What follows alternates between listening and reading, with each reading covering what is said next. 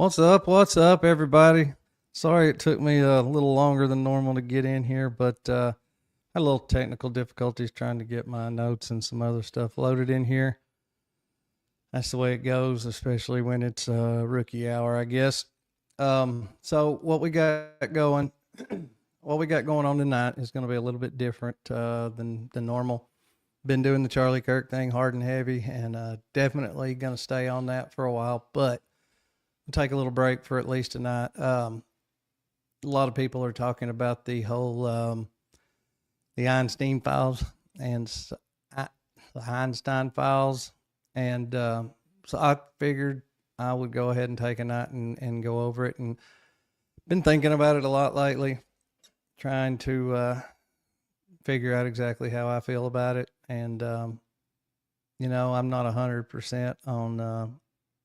I haven't 100% decided on anything, but I do have some thoughts, maybe possibly a different twist on all this. Because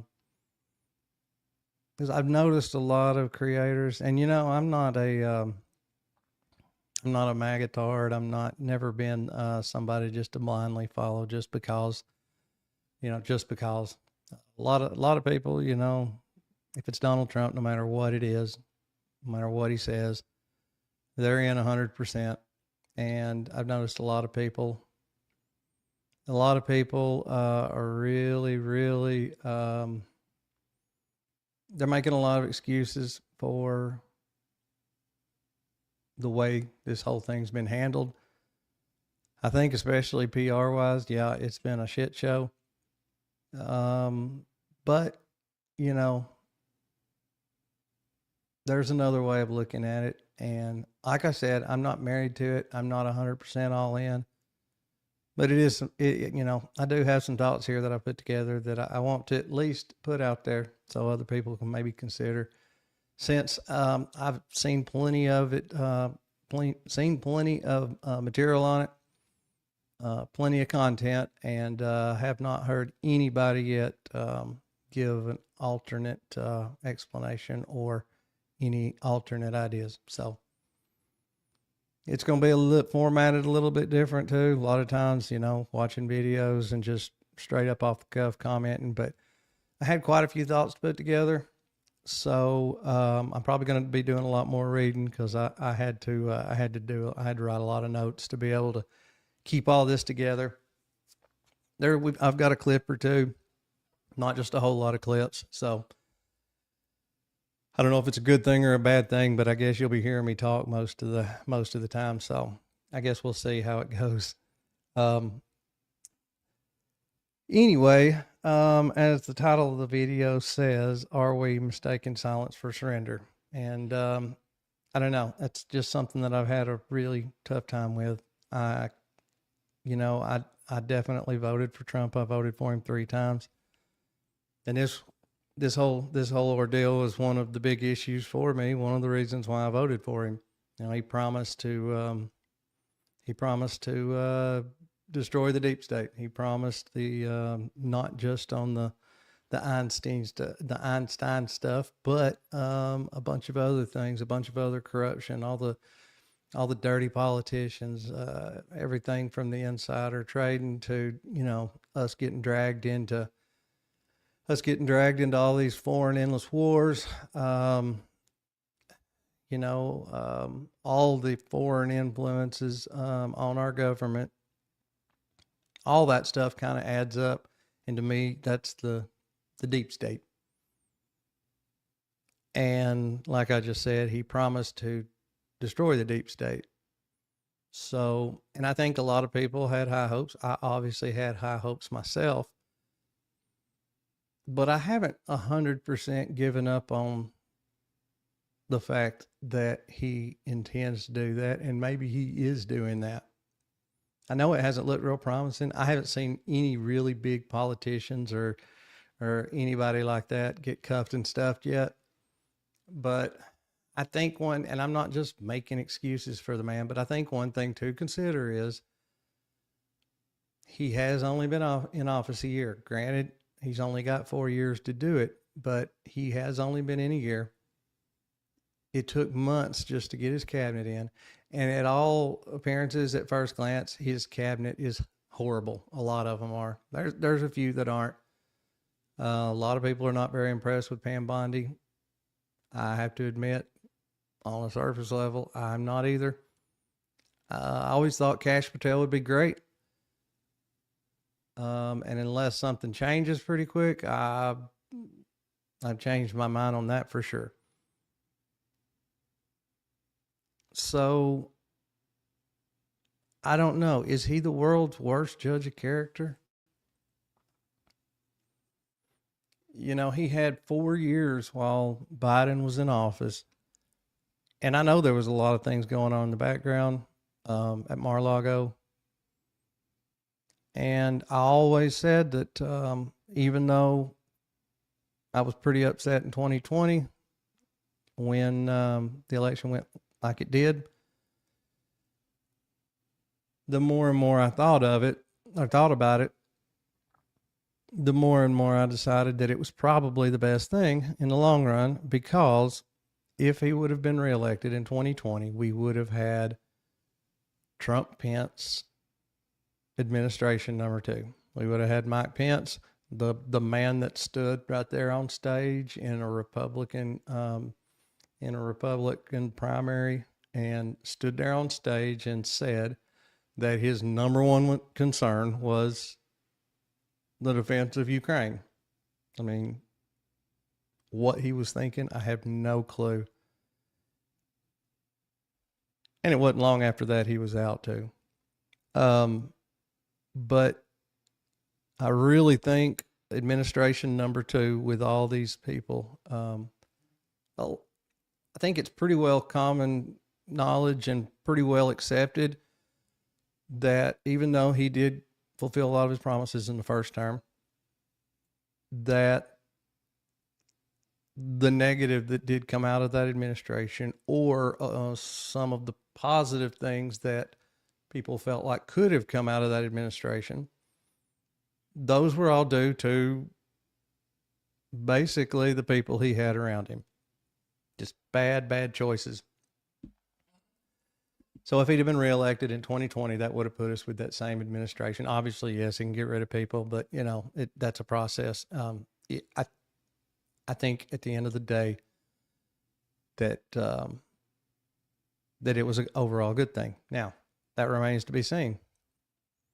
Something has to be done with this. All these files that have come out, I mean, we all knew it, but all these files that have come out just pretty much just add, you know, a lot of people that thought all that stuff was just bullshit are now coming around. And those of us that knew that kind of thing was going on just had, you know, what we already knew reinforced. But at the same time, seeing it like that in writing makes us even more disgusted and makes us even more angry and wanting something done about it. So I don't know. Like I said, not married to it, not 100%. It's a thought I've had, something I've been thinking about, and I don't want to sound like no Q-tard or anything either. Not necessarily into all that, or not really into all that, but I also do feel like there could be something else going on. And so what I'm going to do, like I said, got a bunch of notes. I'll probably be doing a lot of reading, so I'm sorry if I'm not looking right at the camera. But let's just go through what I've got here and just see if it even makes any sense in the slightest. And then we'll go from there. And hey, please comment. Let me know what y'all think. Let me know if you think I'm crazy. That's fine. But like I said, at least give it some thought, give it a fair shake. And, you know, at the end of the day, that's what it's all about. If everybody on YouTube, you know, if everybody on social media is all screaming the same thing, then, I mean, that was the problem with the mainstream news. There's a narrative. Everybody goes with it. Nobody hears or knows any different. And like I said, that's a problem. So I think we need some alternate ideas out here, hopefully, and some alternate endings. So, All right, I'm just going to keep rambling on forever if I don't get started. So let me get started on this. Let's go through this. Got a few things to show. Do have a couple clips, but we will get to all that as we go. So a lot of people think nothing is happening. Not that something happened and failed. Not that something was attempted and stopped, but that nothing's happening at all right now. No visible enforcement, no dramatic headlines, no obvious structural change. And I think we can all agree with that. When that perception settles in, disappointment follows. People begin asking whether it was ever real, whether it was just rhetoric, campaign promises. Before we answer that, and the natural instinct is to answer that emotionally, we need to separate feeling from structure, because feelings respond to visibility. Structure determines reality.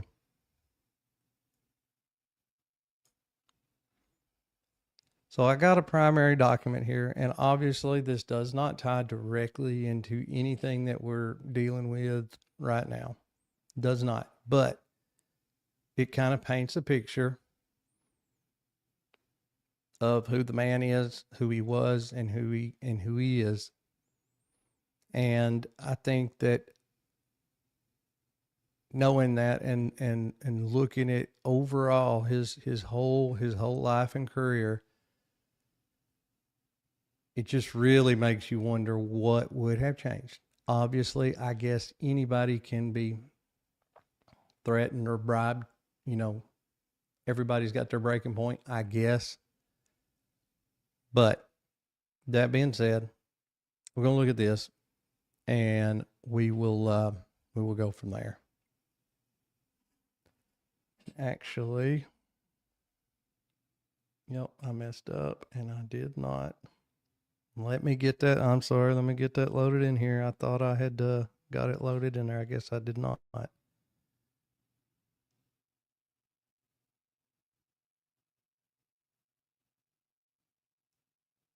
Oh, maybe that's just great.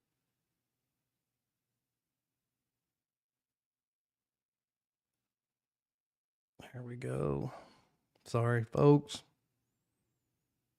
Rookie hour. I know I'm super professional. This never happens.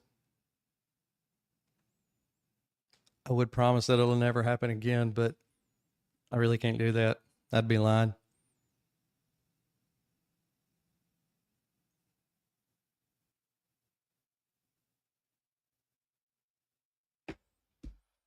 Okay, we should be getting somewhere now. Let's see here.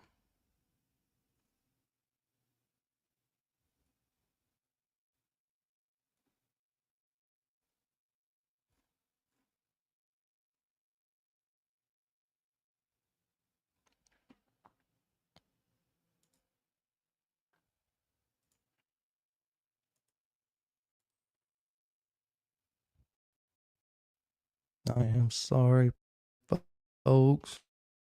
All right, come on, email work for me.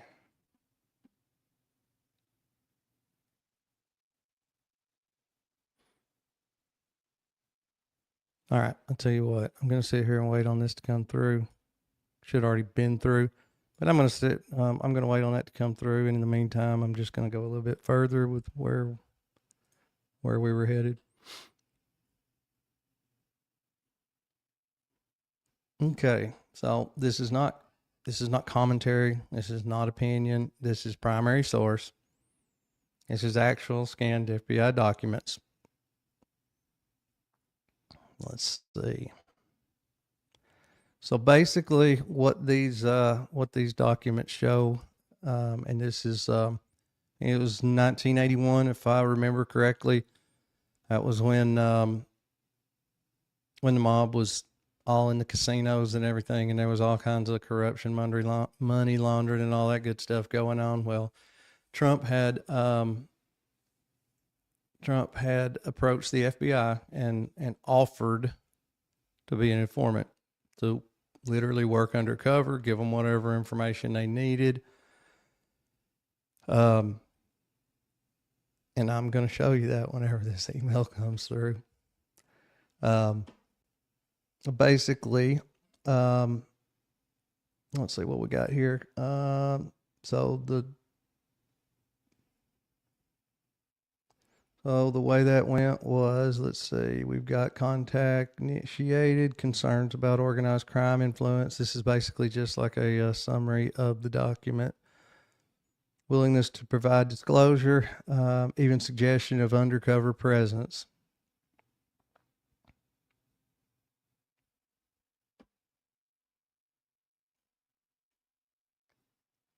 My God.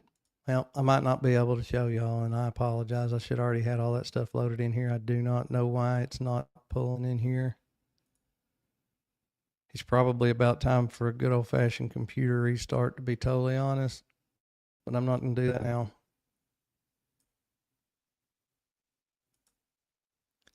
All right. Anyway, we'll keep moving. Y'all just trust me.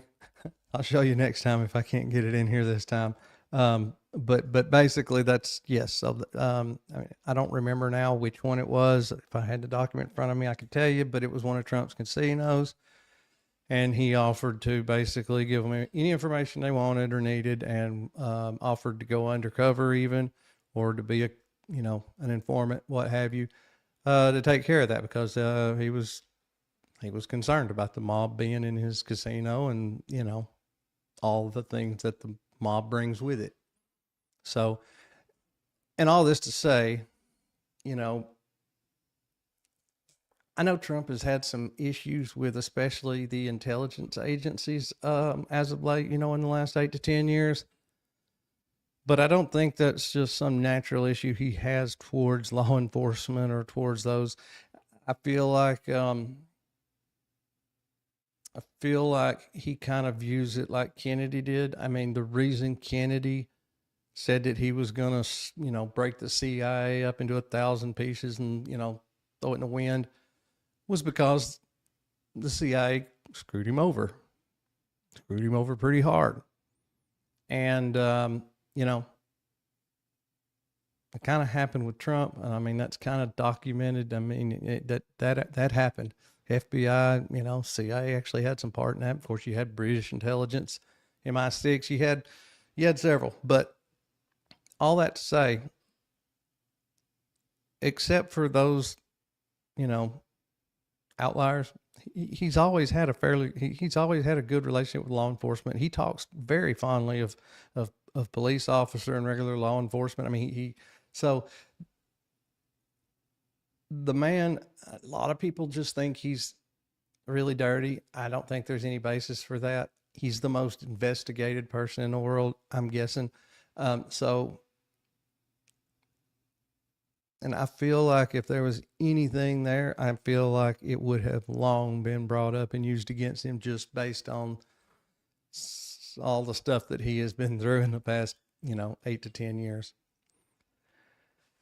Anyway, all right, let's see. Let me get on down to where I need to be.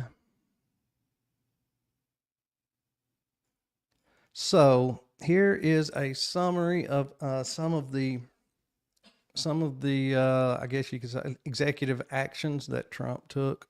Not all from this term. Matter of fact, a lot of these were in his first term.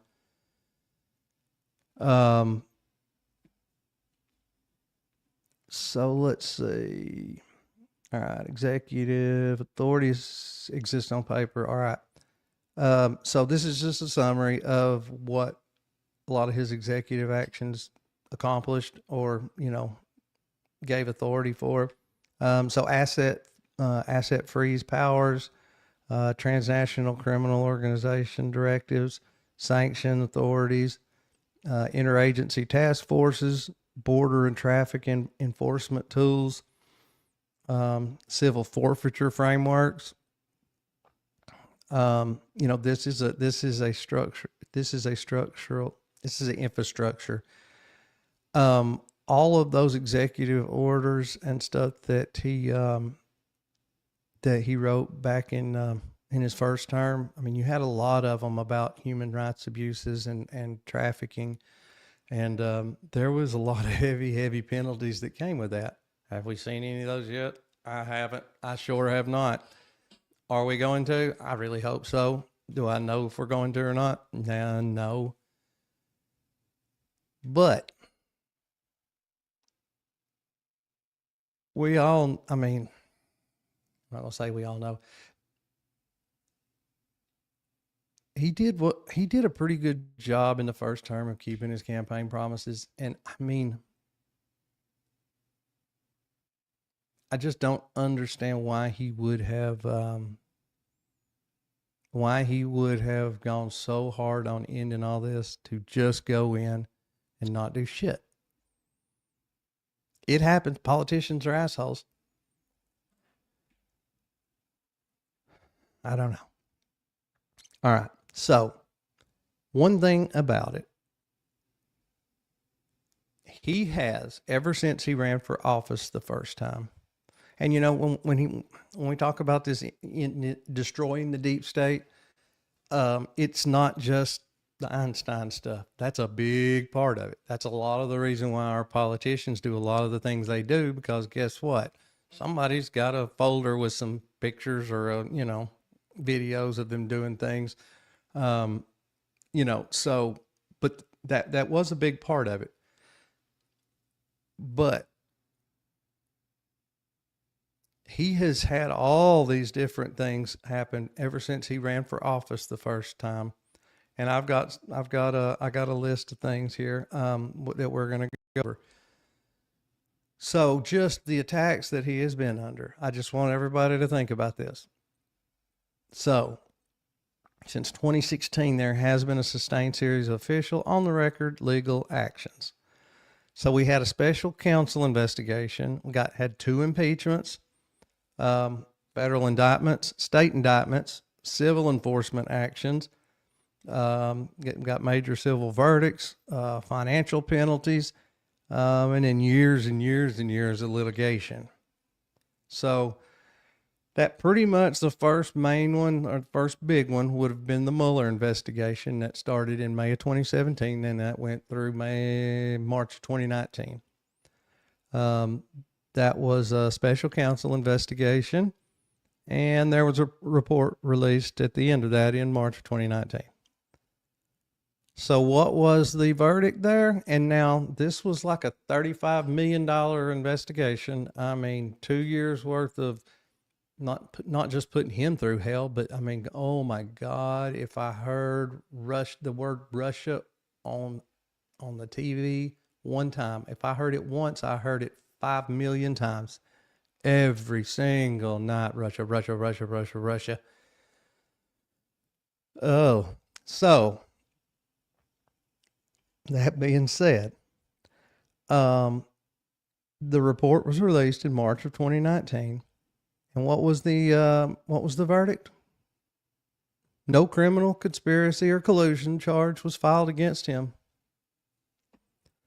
Mueller did not establish a criminal conspiracy or collusion between the campaign and Russia.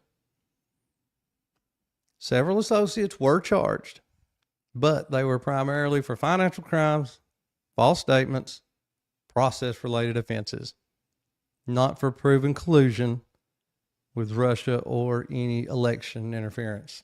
Not one single Russia collusion or anything election related was ever charged to anybody. The ones that did, in fact, go to jail were, like I just said, process crimes, false statements and that type of thing. So we all know that was bullshit. They didn't care. I mean, we watched Adam Schiff. I hate that I share a first name with that man, old watermelon neck. But we watched him look at the camera every single day, look dead in the camera, looking the people in the eyes and saying that he will be in jail. Don Jr. is going to jail for what they've done. We have absolute proof that they colluded with Russia and that Russia stole the election for him every single day, day in, day out. And That was proven to absolutely not be the truth. Even mainstream news has had to admit that. Well, to me, that is one big part of the deep state that has to be addressed, because that cannot happen again. I mean, you can't have a country like that. Political prosecution and persecution is just an absolute no-no. That's a third world banana republic type thing. We just can't have it. Now, do I believe because you're a politician, you got carte blanche, whatever, you're untouchable? No, absolutely not. But the baseless, 100% baseless, investigations and so on and so forth, defamation is, it just can't go on. So, and if they can do it to the president of the United States, imagine what they could do to somebody like me, or you just regular people. So that is one thing that's definitely got to be dealt with. So, he did not, so he did not establish the collusion between the campaign and Russia. Okay, the several associates. So, and what came out of that at the end? What were the repercussions for Trump? The Republican approval ratings actually stayed strong during and after the report's release. I feel like they probably actually went up a little bit, but now, according to the research, they at least didn't drop any. They stayed pretty steady. So, that's why they call him Teflon Don, right? All right. So then after that, we had the first impeachment. As you know, that one just kind of fell flat. That one didn't really go anywhere. We had the first impeachment. That one started in December of 2019 and went till February of 2020. Those are some very familiar dates. What else was going on between 2019 and 2020? Anyway, so the House impeached him in December 2019, but yet after all that time and money spent and all that screaming into the camera every day about how Orange Man is bad, the Senate acquitted him in February of 2020. Again, nothing there. Did not remove him from office. And actually, after that, his fundraising increased. And so did his approval rating. So then after that, we had another impeachment. This one was the one over the January 6th stuff. The first one was Ukraine, that Ukraine phone call. And it's funny how he got impeached in the House over asking another president or another leader about corruption of some politicians and their families over there in his country. But yet that politician that he was asking about his corruption, that politician gets on national television in front of God and everybody, and they called this a quid pro quo. And then this politician in question got on national television in front of God and everybody, talking about how he was in Ukraine and told the president, hey, you know that $1 billion? If you don't fire that prosecutor, and yes, it just so happened that prosecutor was investigating his son for corruption. Said, if you don't fire that prosecutor, you got 6 hours and I'm leaving. If it's not done in 6 hours, you ain't getting $1 billion. So that wasn't a quid pro quo though. So I just want to be clear. Okay. So that went on from January 13th. And I mean, you want to talk about the fastest impeachment in history. Like they had to get this done and they had to like have the idea one day and then vote on it the next, and then bam, bam, bam. Because this man was, getting out of office on the 20th of January. Like he had already, there was already another president-elect, whether that was legitimate or not. According to, all accounts, there was another president-elect and he was leaving office on January the 20th. And yet they started these impeachment hearings on January the 13th. So if that tells you anything. So anyway, they impeached him on the 13th. And then guess what? It went to the Senate. And what did they do? It's no shocker. They acquitted him. And that was on February the 13th, 2021. If you go back and look at the previous one, this one went from December the 19th to February the this one went from December 2019 to February 2020. I mean, that's literally 13 months, a year and a month. Scroll down here to the next one. It goes from the January 13th, 2021 to February 13th, 2021. It took a month, start to finish. No, that wasn't any kind of political prosecution or persecution.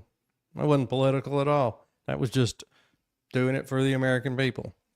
Either way, I digress. What came out of that?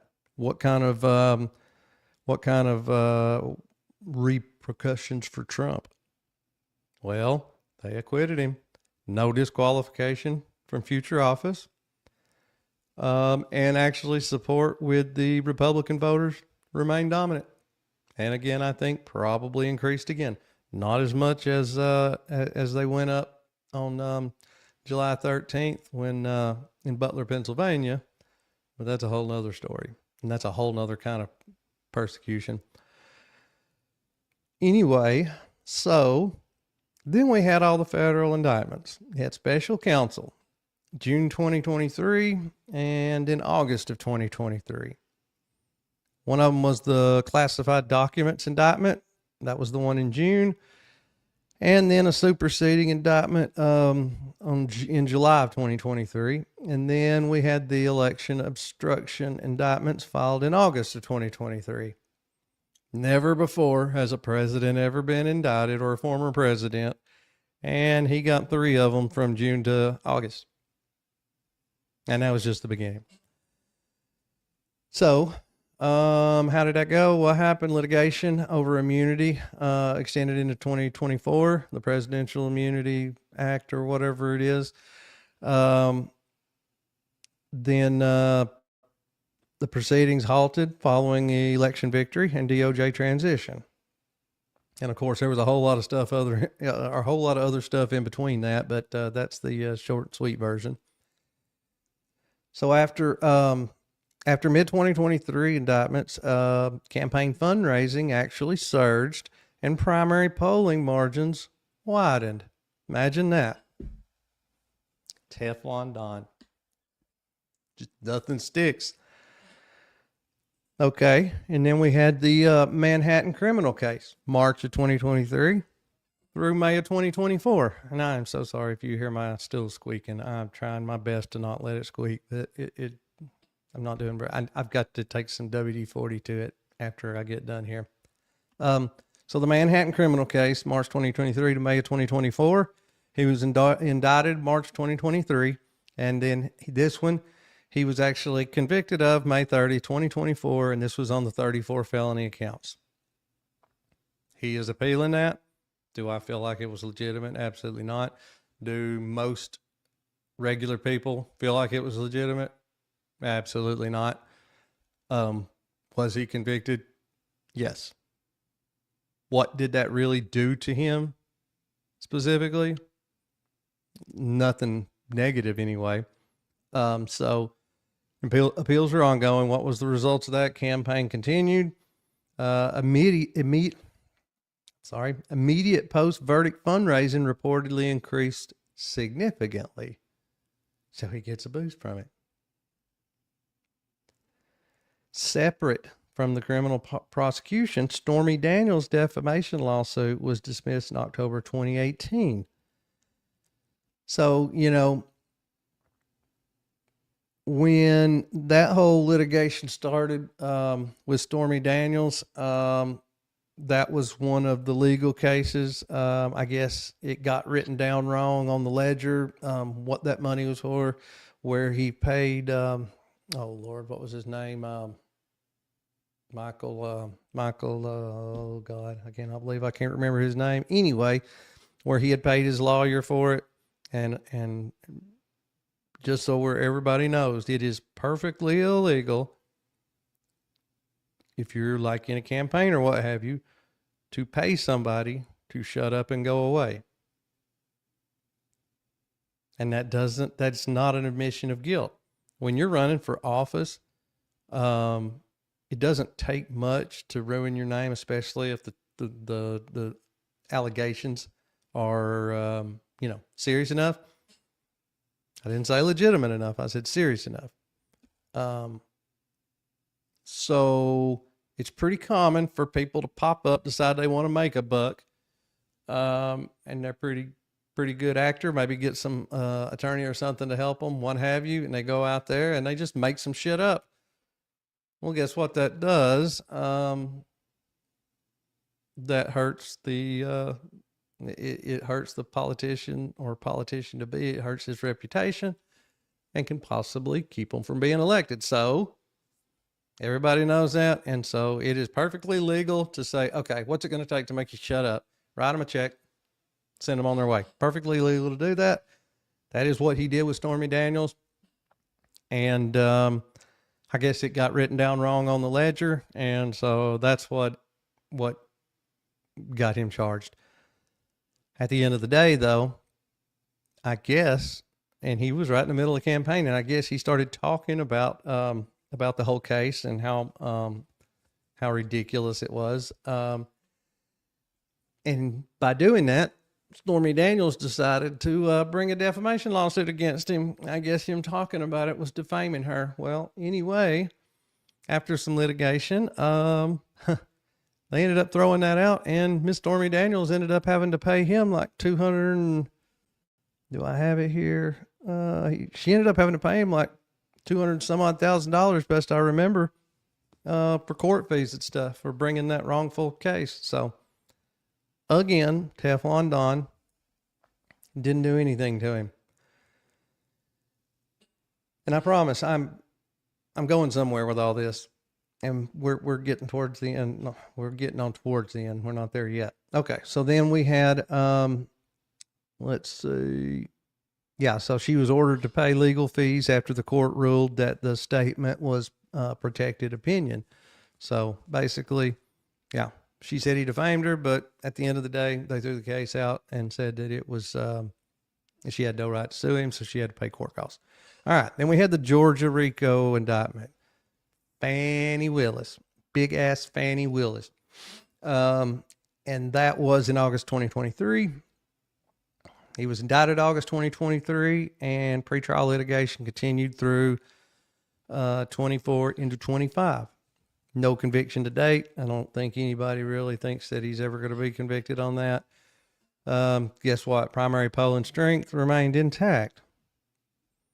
Then we had the New York civil fraud case. Another ridiculous one. Peekaboo James. That was brought in September 2022 and went through February 2024. Civil action was filed in September. Liability ruling February 2024. Financial penalties imposed. Appeals ongoing. No bar to candidacy. So in other words, it didn't impede him running at all. Then we had that was a really good one. The Jean Carroll, that was civil, May 2023 and January 2024. The first verdict was May of 2023. Second damages awarded January 2024. Appeals filed, civil judgments only, no criminal consequences. This is the one that's just really bad. This is the one where she claims that he had his way with her. And so she sued him for that. Well, she lost that, but somehow was able to sue him for defamation because he said, she's not my type. I would never do that. Somehow she was able to sue him for defamation and won that one. Lost the first one where she accused him of doing the thing, but then because he denied doing the thing, she was able to sue him for defamation and won. So go figure. Yeah, there's appeals on that one too, but I'm just saying it's ridiculous. They had to literally, the legislature in New York had to literally pass a law to change an existing law just to allow this suit to even go. So just a little tidbit there. No criminal consequences. Let's see. From May 2017 through 2024, the legal pressure did not stop, but neither did political viability. So, in other words, he kept on going like the Energizer Bunny because he's Teflon Don. Everything just falls right off.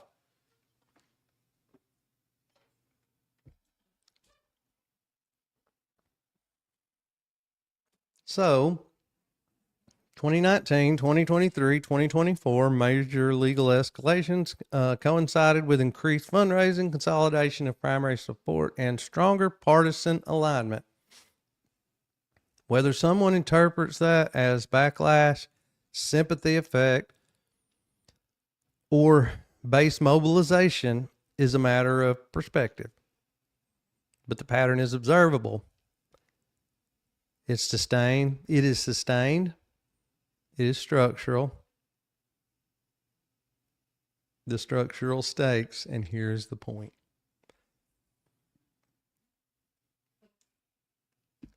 So,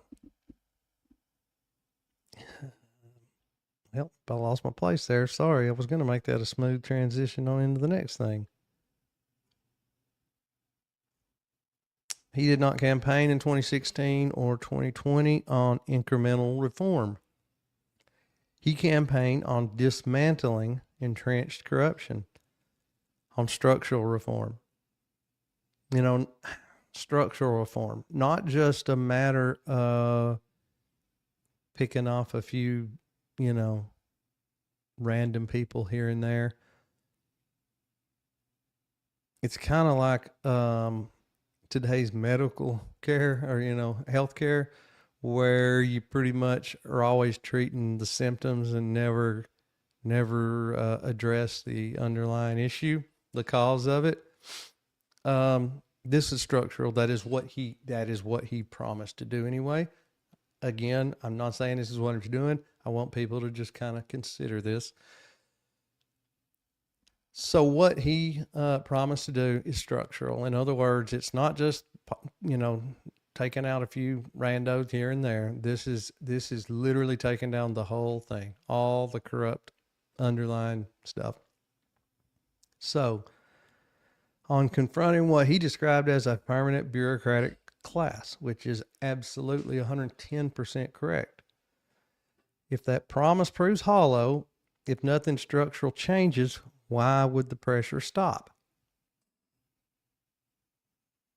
Based on the pattern from 2017 to 2024, this is my contention. This is my point. If the structure remains intact, the pressure does not fade, it compounds. Conflicts at this level rarely resolve themselves quietly. The stakes are not rhetorical, they are structural. And that is why the operational model matters. So, I've said before, and I'll say it again, based on the past 8 to 10 years, it's going on 10 years now. Based on the last 10 years, if Trump doesn't do what he promised he would do, if he doesn't end the deep state like he promised he would do, if he is really just riding out the rest of his second term, not worried about the campaign promises, not worried about any of that stuff, when he gets out, not only him, but his family also, I bet they don't last a year. They'll all be locked up or worse. They almost got him the first term. And I can promise you, with all the charges and everything they hit him with over the past few years, if he does not do what he promised us that he would do, he will not last. He will be in prison probably in 6 months or less, if I had to guess. Only president ever had the FBI, bust in the door and raid the place. You don't think that it will get worse after he's out of office for his second term? What's my point? He has to do it. Why isn't he doing it? Or is he? So we got two options here. I got two models here I put together with a little bit of help from AI, of course, ChatGPT. But I got two models here. I got A and B. One of them is just going to be straightforward. The second one is more what I feel like the scenario would be. So let's just go back to the whole Einstein thing, just that in particular. And not just that, but I guess corruption in general, but especially that. That's what most people are really concerned about right now. Huge hot topic for good reason. So they got away with that for a very long time, obviously. You know, especially after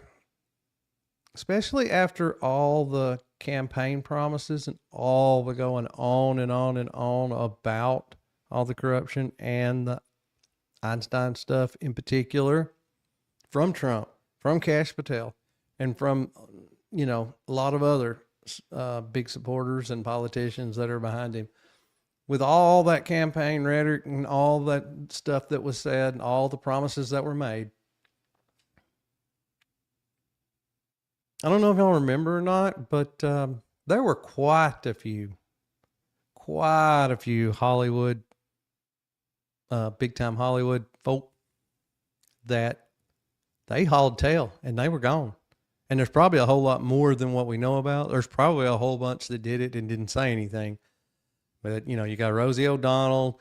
What's her name? Oh, Lord. Ellen. Didn't Robert De Niro maybe? I don't know. There was a bunch. If you go back and look, if you really dig in, you'll see there was a whole bunch. A whole bunch of them said, I'm the hell up out of here. I'm gone at least till 2028.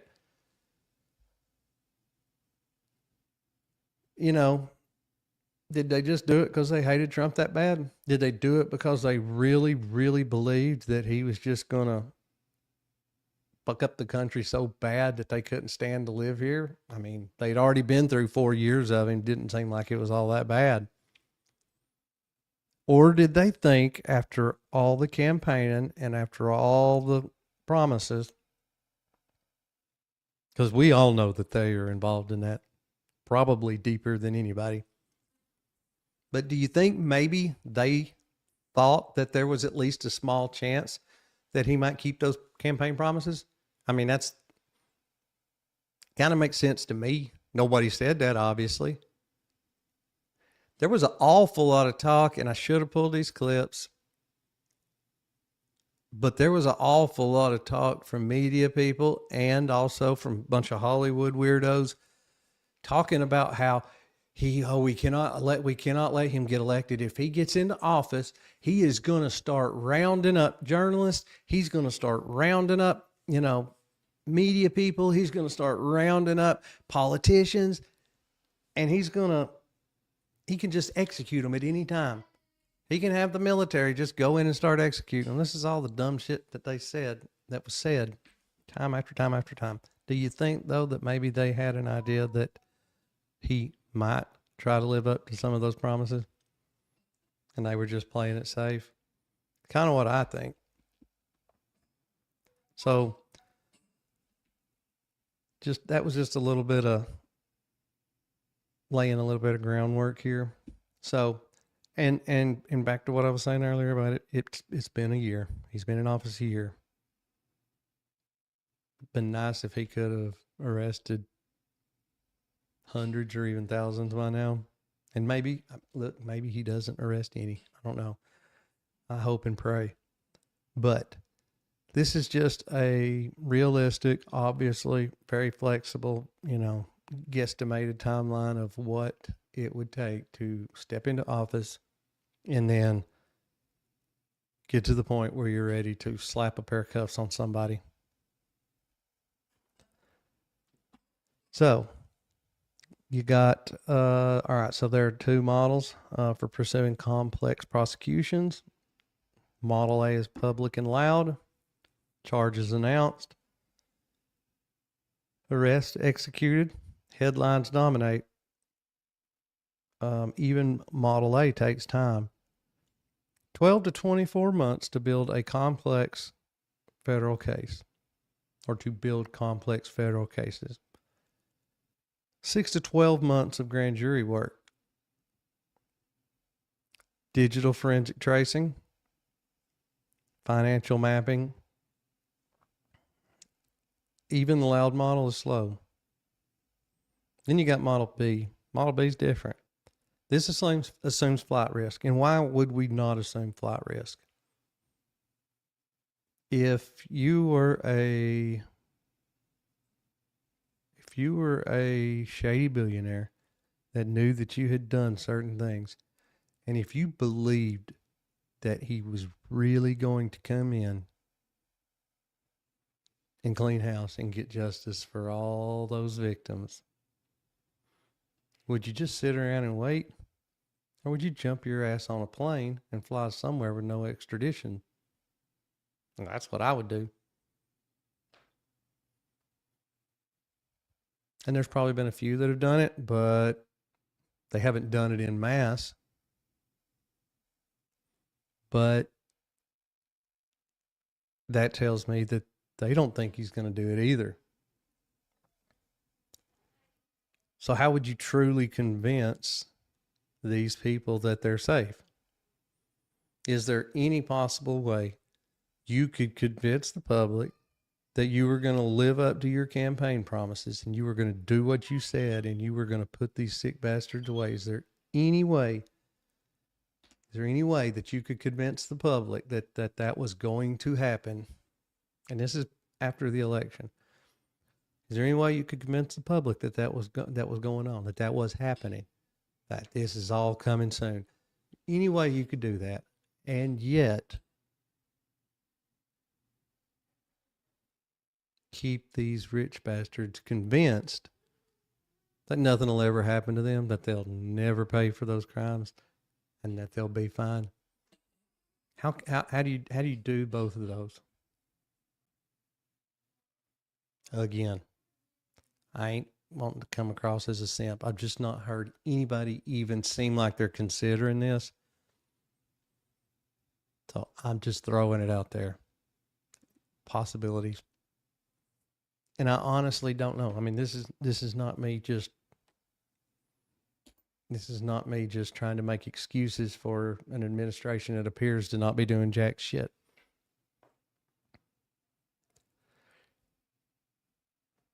But I'm going to ask that again.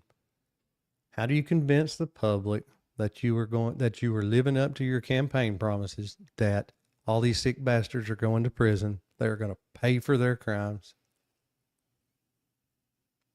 that they didn't throw their votes away, that he is actually going to destroy the deep state, as he said? How do you convince the public of that? How do you keep them from being as pissed off as they are right now? And at the same time, keep these billionaires, these rich billionaires with endless resources that can literally jump on a plane and be anywhere in the world in a few hours and never look back. How do you keep them here? How do you convince them that they're safe? And yet convince the public that they're going to get what they were promised? I don't know. Somebody's got to be disappointed.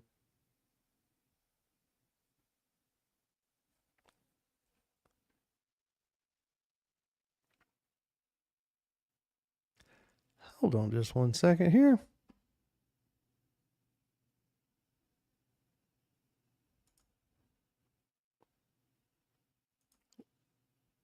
I am sorry. I don't guess that was playing. Maybe it was playing.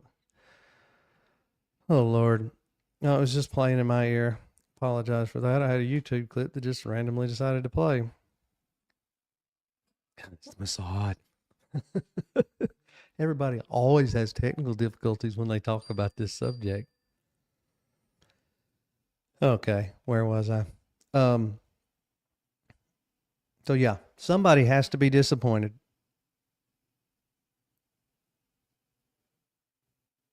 And obviously I hope it's not me and it's not us. But nobody that I've ever asked that was able to actually answer that. How can you do both? He could have walked into office, yeah, guns ablazing. He could have come out and just sent people out and just started arresting them. We got a legal system, and that's just not the way it works. They could have arrested people, but how do you arrest people and actually put them away and keep them away without building a case? Especially since there's been like 4 administrations since. I mean, just think about, okay, this investigation was going on back in the Clinton days. It was definitely going on during the Obama days. I got a feeling that this man probably served Obama the pizza and hot dogs at the White House. So think about that. Do you think they had all these cases ready made, just ready to go? All they had to do is just pick up and go, bam? No. Just a thought, like I said. I'm not married to it, but I just keep thinking about it, keep wondering. Never hurts to, think about things a little different, just a little brain exercise. All right, let me get my document pulled back up here. Okay. So Model B assumes flight risk. The moment exposure becomes visible, assets move. Shell companies dissolve, funds relocate, documents disappear. Under Model B, silence is operational. Phase 1, asset mapping. 4 to 8 months, tracing ownership and financial layering. Phase 2, sealed grand jury work. 3 to 6 months of subpoenas and coordination. Phase 3, synchronized action window. 24 to 72 hours where indictments unseal, accounts freeze, and arrests execute simultaneously. And that takes quite a bit of planning and coordinating and all that to have it where these indictments get unsealed, bam, dropped, and at the same time, all these bank accounts get frozen. And this is multiple people's, and then arrest at the same time. And one of the reasons they do that is so they can't jump on a plane and go. They have no assets and they can't go. Okay. If targets flee, extradition battles can last years. And that's assuming that they get extradited. Our greatest ally, the little New Jersey-sized country in the Middle East, they don't do any extradition. They're an ally of ours, but yet we can't extradite from there. Doesn't matter what a person's done, what kind of laws they've broken, what kind of gross stuff they've done. If they make it over there to Philadelphia, we can get them back. And I got a really good idea that's where Mr. Einstein is right now, just to be totally honest. Anyway, the Model B looks like nothing because it is designed to look like nothing. Strategic doctrine. When able to attack, now this is okay. So I guess I need to say what I'm fixing to read here. So it's pretty well known fact that Trump has always been a big Art of War person. Loves Sun Tzu, Art of War. I mean, good Lord, he named his book, he titled his book after it, The Art of the Deal. And has said many, many times, there's many, many quotes from him where he says, and in a lot of his books, his writings, he talks about how, he based his deal making on that art of war, the whole concept of that. So I got a few here that I thought were pretty interesting. These are ones that I think could possibly, if he was using this to kind of model the whole thing, these would be some good ones. And there are also actually some favorites of his. I couldn't find quotes where he's quoted these things, but I just take my word for it. Some of these are favorites of his, and they're brought up in his books. So let's see. When able to attack, appear unstable. All warfare is based on deception. These are tactical principles. If concealment increases success probability, concealment is used. If perception misdirects targets into complacency, perception becomes part of the strategy.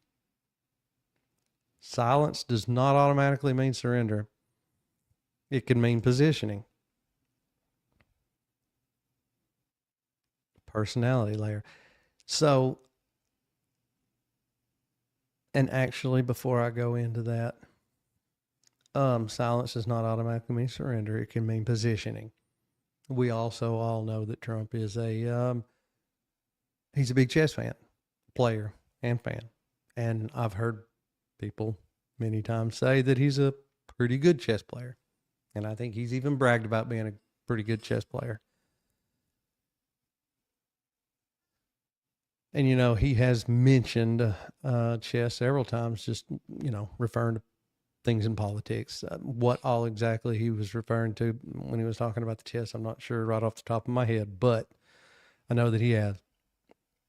I'm going to play this clip here. I finally get to play a clip. You get to hear something besides my voice. But I'm going to play this clip here. This is him in Texas. I can't remember exactly where in Texas, but this was a rally, a Save America rally. And yeah, I thought this clip was pretty good. Now, a little bit of backstory, a little bit of context. He is not talking about Einstein. He is not talking about the deep state in general. But I'm playing this just to show how he thinks and how he works, or how he could be working. I'm sorry. Again, this is all speculation.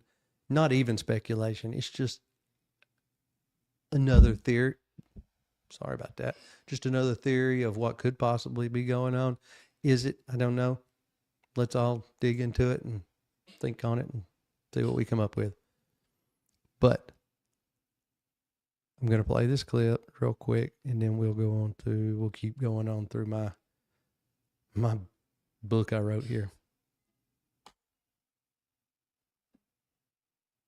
I've done lost my place because it decided to start playing in my ear. 1 second here. Oh, actually, let's see. Where'd my clip go? This is such a professional episode.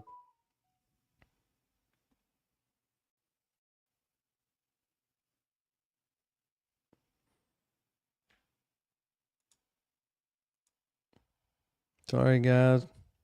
Hold, please, as Baron would say. Hold for processing. That one's not Baron. That one's me. All right. Let's see.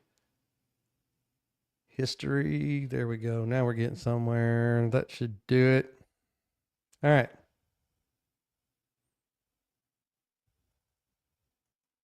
Oh, man. That was not it. I'm sorry. The clip I'm looking for is the X clip. I'll get there. I promise. I will get it. Eventually, I will get it. Okay. And here's the clip that I was looking for.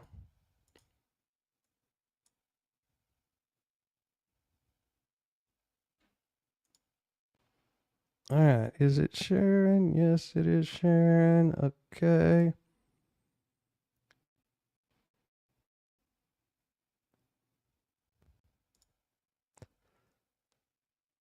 Okay, here we go. Sorry about that, guys.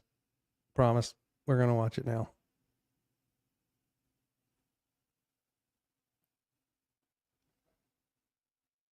No, that's not what I want.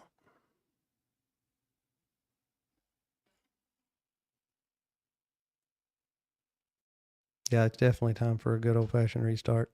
Okay, let me do this. Here we go. Share screen, stop screen. Okay. Share screen, please. Okay. Got it. Promise. This time I got it.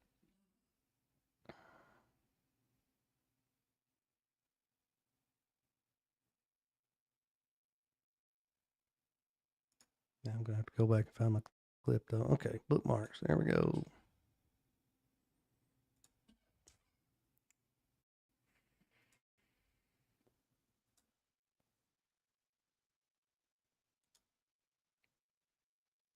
Okay. Here we go.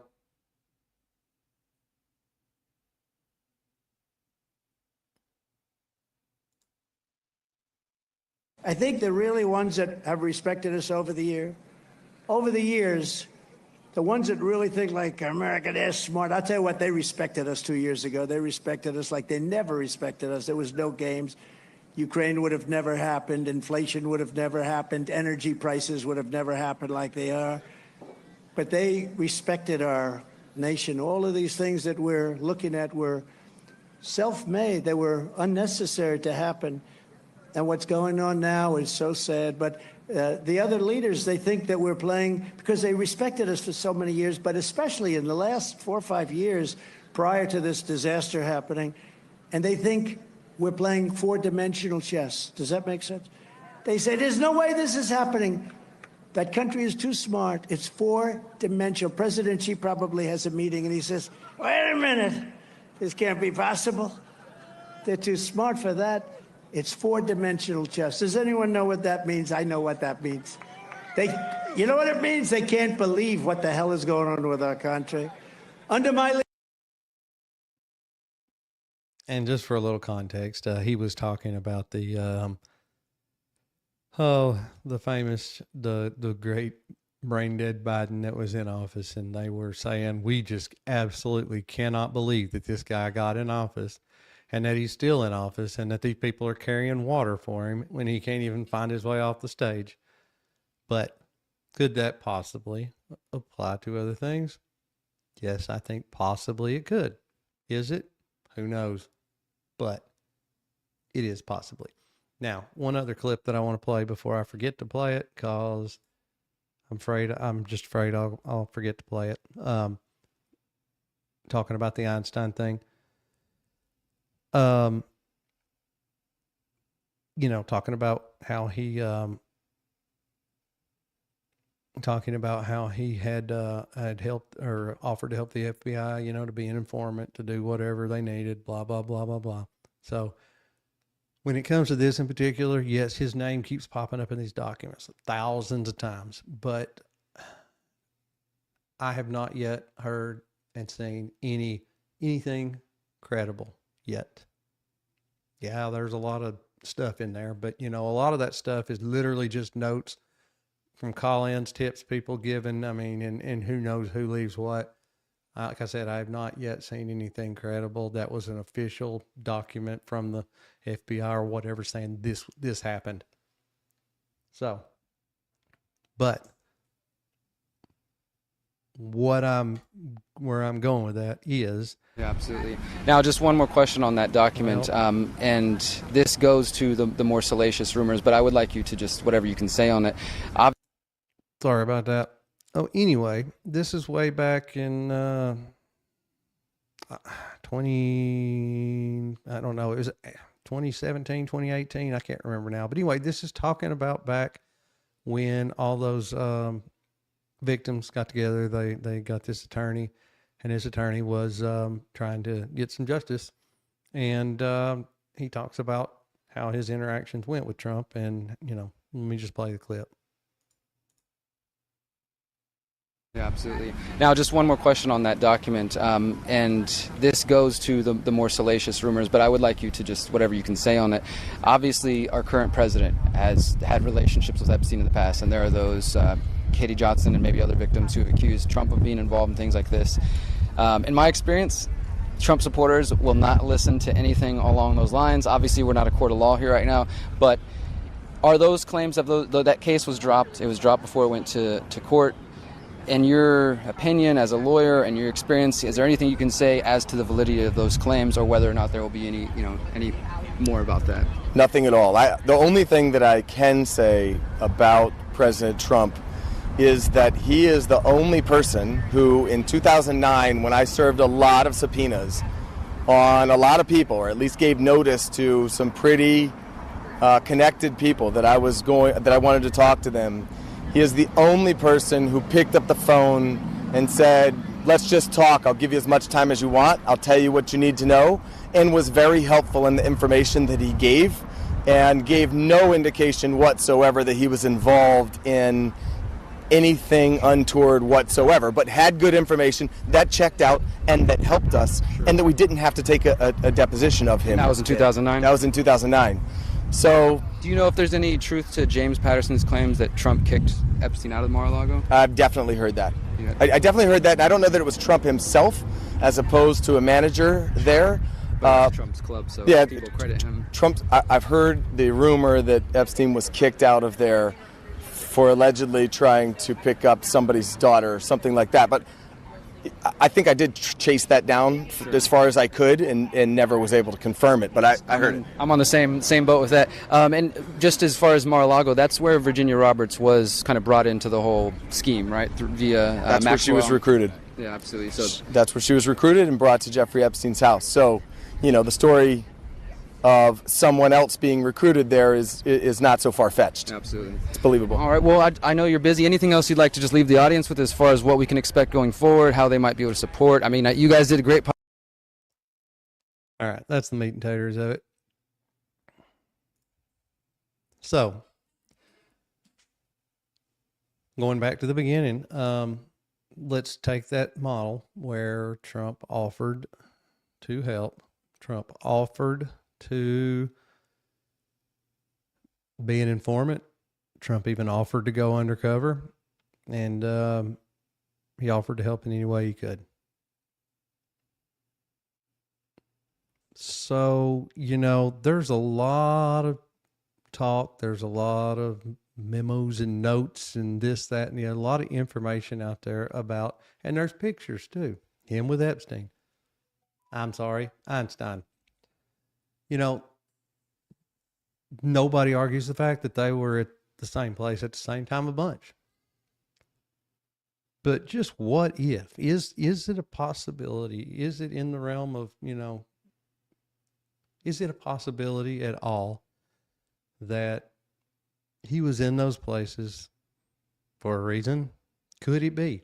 Maybe not. I mean, billionaires tend to kind of hang out together because, what are they going to do? They're going to go hang out with the brokies. They keep the same circles, yes. But is there a chance, a possibility that he was there for a reason? He picked up the phone and told dude he'd let him know anything he needed to know. And he said, everything he gave me was helpful and everything checked out. So as far as him being a pervert, I think we can probably completely discount that. I just don't think that's the case. I think if he was and there was anything credible, the Democrats would have used it against him by now already. And I just don't think that's who he is. So I don't know. Again, another thought. Could it be? Could it possibly be? I don't know. Hopefully we'll know one day. I can't say right now, but hopefully we will find out one day. Anyway, all right. So if I can find my place again. Okay, there's our Sun Tzu. Okay. So personality layer. There's another layer to consider. Not legal, not institutional, personal. Straight up. Over the decades, public reporting has described certain consistent traits. His persistence. Always been really persistent. Reluctant to concede defeat. I mean, that, we all know that.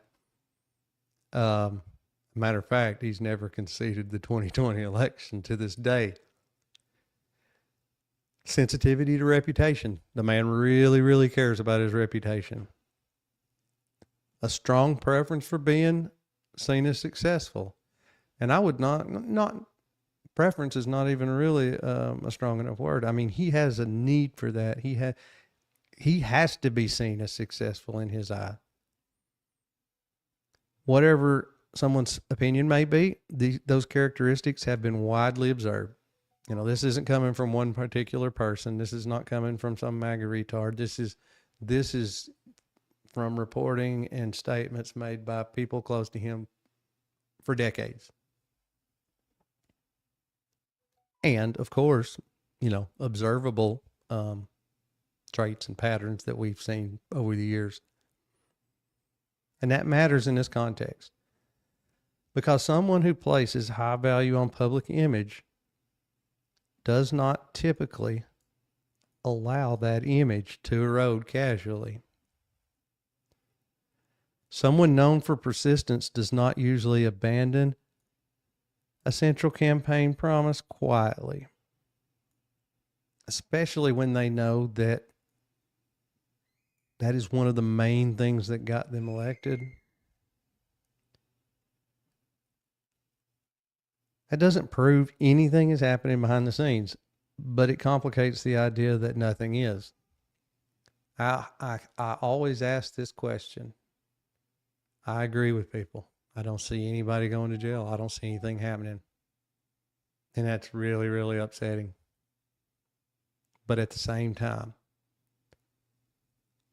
why would he work so hard on his public image? Why would he, as cocky as he is, as egotistic as he is, why would he get this huge following in the first term, start this whole movement, just to come in the second term and just lay down and let it all go to shit and be the one president that literally has no legacy? Because that's exactly what's happening. Like, he will literally go down as the worst president in history if he doesn't do something. That's why I ask, is he doing something? Possibly. I mean, all right, look at Pam Bondi especially.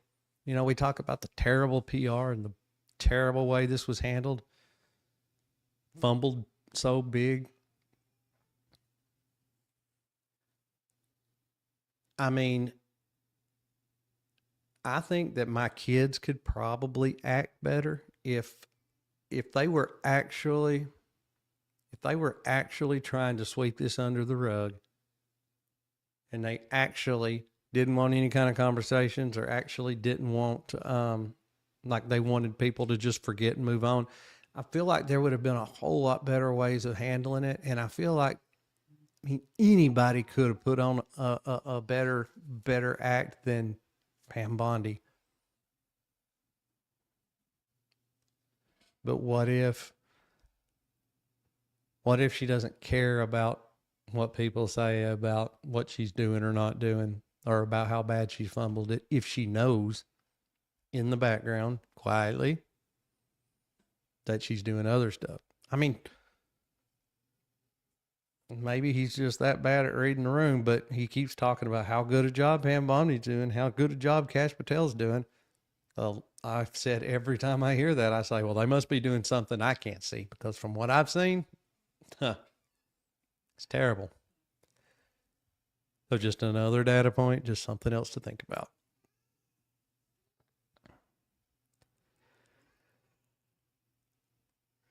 Okay, let's see. If a public figure's identity is closely tied to strength, loyalty, and follow through, and it is. Think about the ice rink in New York, he talks about it all the time, how it went on and on and on, years and years and years. Different crews came, construction companies came in. Every single time they'd start, they never got it finished. They'd go over budget. But he talks about how he come in there, went in, said, it'll take me so long to do it. He got it done in less time than that, and did it under budget, and it was beautiful. Turned out wonderful. Something he talks about. He's got a lot of those stories. I mean, that is who he is. So tied to strength, loyalty, and follow through, then allowing a major promise to collapse without resistance would carry reputational consequences, and that is putting it mildly. I mean, we're talking reputational, I don't know, reputational collapse. I mean, the worst president ever. If he's truly trying to sweep this under the rug and move on.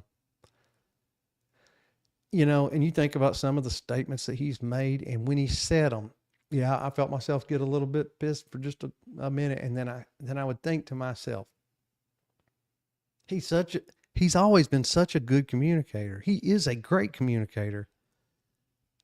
He knows what to say, when to say it.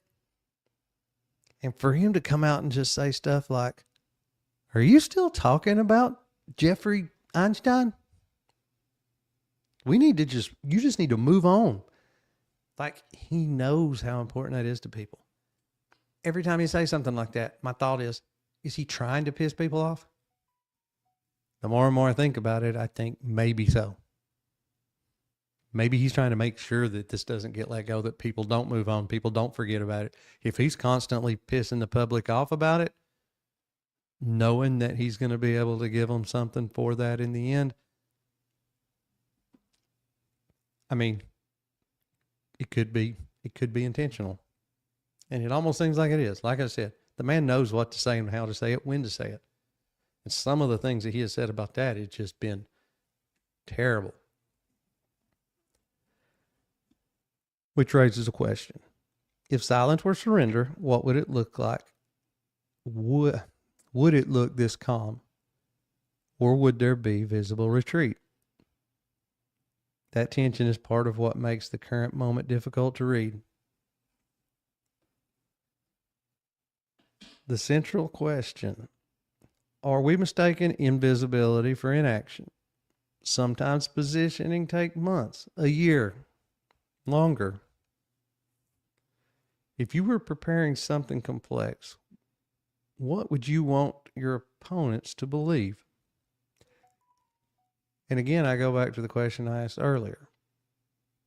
You could walk in to office and just go to arresting people if you had cases ready-made, ready to go. But we all know that's not the case. In a perfect world where they walked in, they got cases done, bam, boom, and then went and started arresting people. People are pissed now. How pissed would they be if they had half-assed cases, they took them all, they arrested them all, they all went and had their day in court, and they all got released right back out on the street, cases denied, dropped, because the cases weren't put together very strong. They just didn't have the evidence to put forward, to show guilt beyond a shadow of doubt, and these people just went right back out. I think that would probably piss people off more than what they're pissed now, knowing they were that close, that close, and they got away. So just something else to think about. So, if you were preparing something complex, what would you want your opponents to believe? That nothing is happening. Because relaxed behavior leaves trails. I mean, if they don't think they need to hide for anything, then they don't. And trust me, these people don't seem like they are trying to hide. They like to email an awful lot, obviously, very explicitly. Sometimes the long game looks like nothing right before checkmate. A lot of people expected checkers. Fast moves, obvious moves, immediate moves. But chess does not look impressive in the early stages. It looks quiet, looks uneventful, looks like nothing. Boring, really. But positioning is everything. What if it isn't checkers? What if this is chess?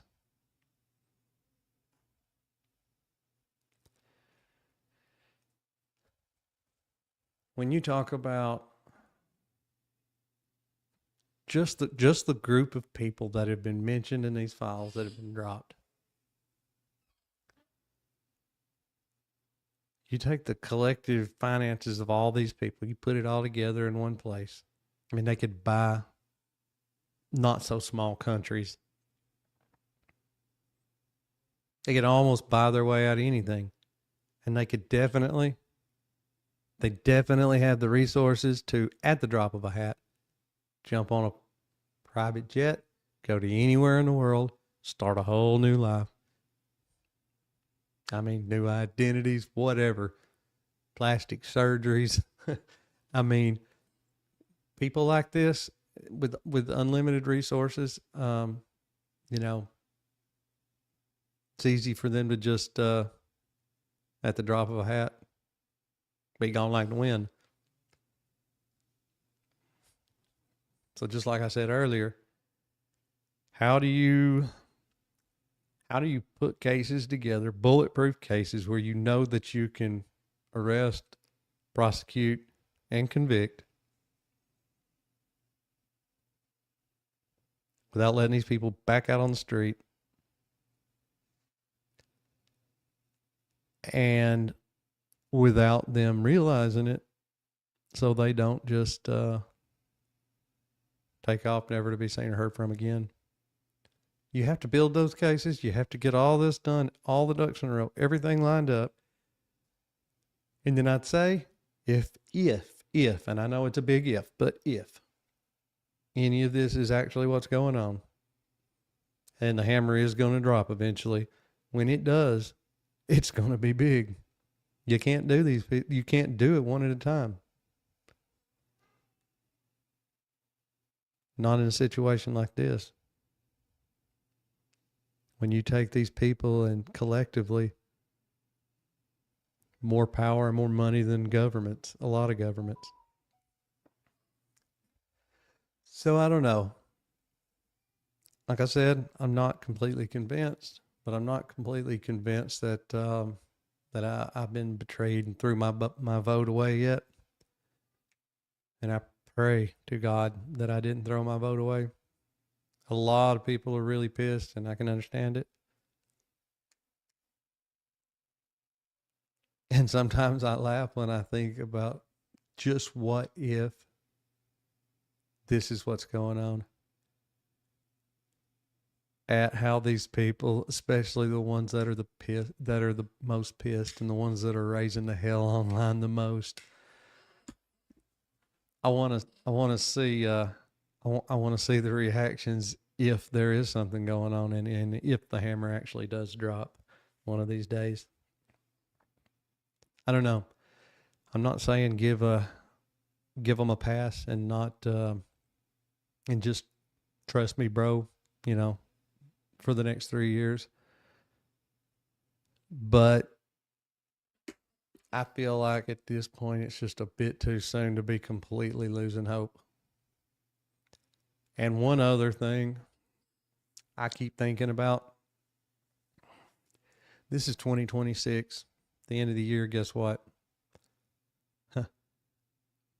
We've got an election coming up. We got midterms.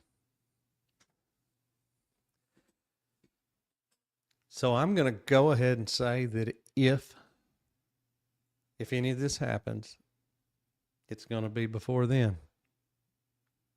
Otherwise, there won't be any win in the House. More than likely, not the Senate either.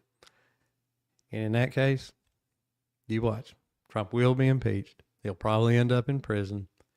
And the country probably turns into a dumpster fire because of all the other, stuff that's going to go along with that. So I'm expecting one hell of an October surprise if anything's going to happen. I have a feeling it'll be an October surprise, and it'll be a big surprise. I don't know. I just wanted to put this out there so people could hear just an alternate, idea of what might possibly be going on. Like I said, this is not to make anybody just relax and calm down and think, oh, okay, well, no trust the plan, none of that. But just another option of what could possibly be going on. Because I've asked a lot of questions. Obviously, I've told you what I think about it or what I'm considering. I've asked a lot of questions. Just, when you come up with a decision at the end, you have to make sure though that whatever decision you land at, it has to answer all these questions. So,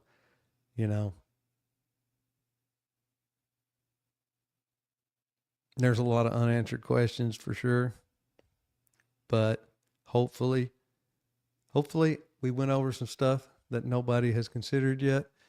And hopefully, we threw out some facts and some materials and things that people can look at, think out, and go over and think about. And I don't know, it never hurts to have a discussion. And I would love for anybody that hears this to reach out to me and call me an idiot or tell me I'm wrong and why I'm wrong.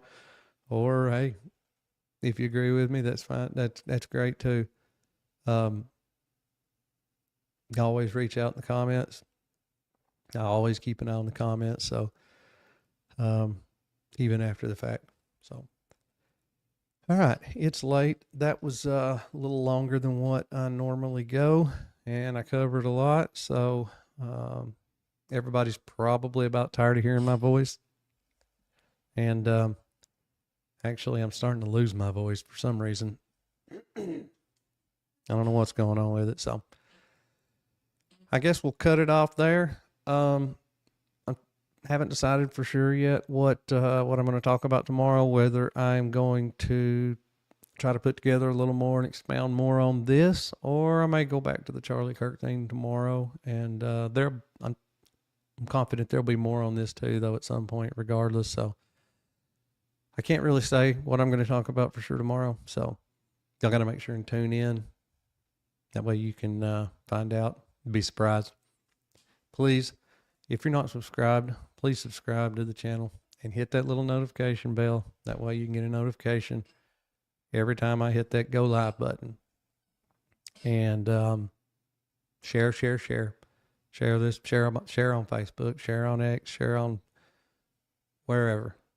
Share as much as you can. And definitely the number one thing is like the video. With a channel as small as mine, YouTube doesn't really help with pushing it out there in front of lots of eyeballs. So it's up to y'all out there to like, subscribe, and share, and that will help get it out there. Hopefully, eventually, we can get enough of y'all out there subscribe to the channel and watching that YouTube will start helping us and start pushing it out there like it needs to be. All right. Well, I guess I'm gonna call it. I plan on going live tomorrow night. Make sure you tune in. Keep an eye on it. See when I go live and be here. Hope to see y'all here.